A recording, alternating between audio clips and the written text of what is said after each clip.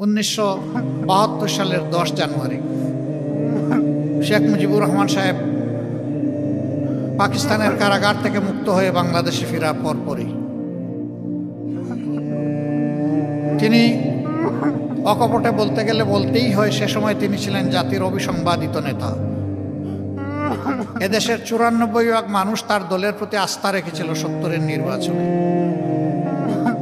আফসোস, এমন আকাশচুম্বী জনপ্রিয়তা আর মানুষের ভালোবাসা নিয়ে যিনি দেশের দায়িত্ব নিলেন,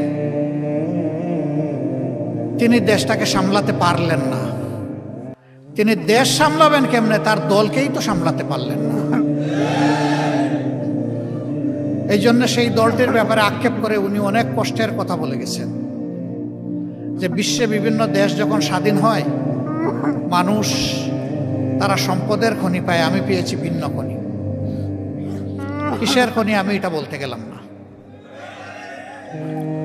সম্মানিত ভাইয়েরা, তিনি এও বলেছিলেন, কারে নিয়ে আমি সোনার বাংলা গড়ব, ডানে বায়ে সামনে পিছনে যার দিকে তাকাই একই চেহারা দেখতে পাই।